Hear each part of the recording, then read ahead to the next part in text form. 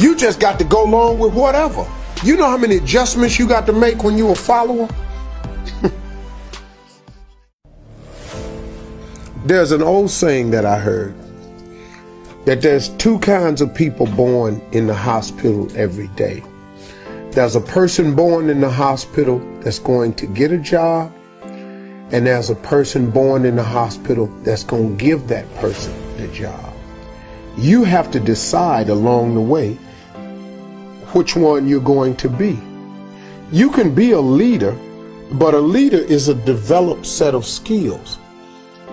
It's a developed set. And the more, but see, here's what stops the average person from being a leader, is the fear of the consequences of leading. Most people don't want the responsibility of being a leader. But let me tell you the trick though. The responsibility and ramifications and consequences of being a follower is dire, and more severe. Because now, as a follower, you just got to go along with whatever. You know how many adjustments you got to make when you're a follower? But the man come in and decide I'm having layoffs, and he hand you a slip and it's Christmas.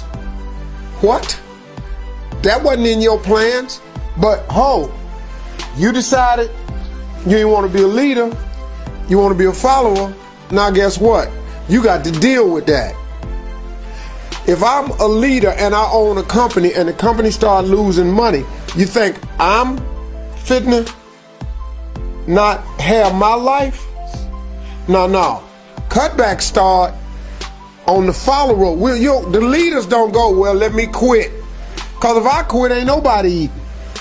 The cutbacks start at the bottom. So you have to make a decision if you're going to be a leader or not. But understand what a leader is, though. Sometimes you just really want to be the leader of your own life. See, you don't have to lead a world leader. I have no aspirations of being Martin Luther King. I have no aspirations of being Gandhi. None whatsoever. I had really no aspirations of being the leader that I've become today.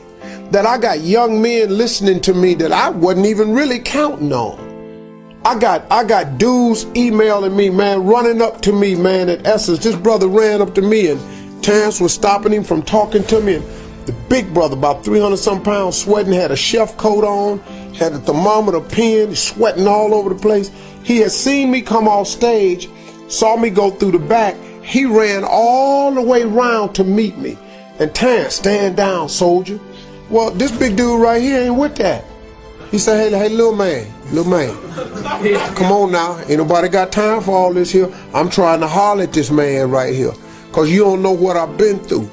Stand down, soldier. Little man, before this turned into something else, I got to see him today. His whole thing was, he was a prison inmate down in New Orleans, had been listening to me on the radio since 2005.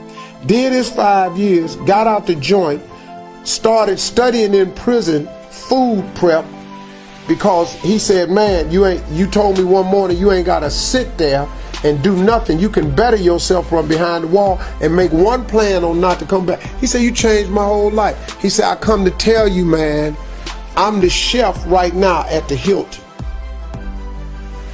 But the big dude was just crying.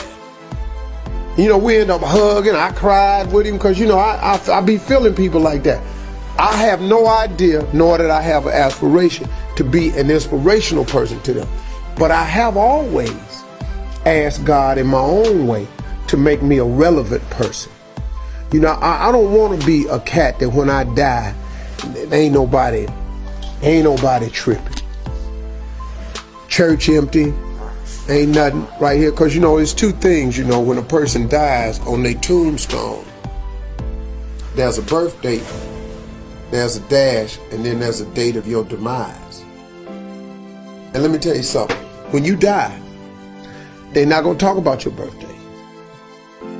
They're not going to talk about the day you died. The biggest conversation will be about that dash, that little dash. That's the life you lived in the middle of that date of birth and the date of demise. That dash will determine who you are.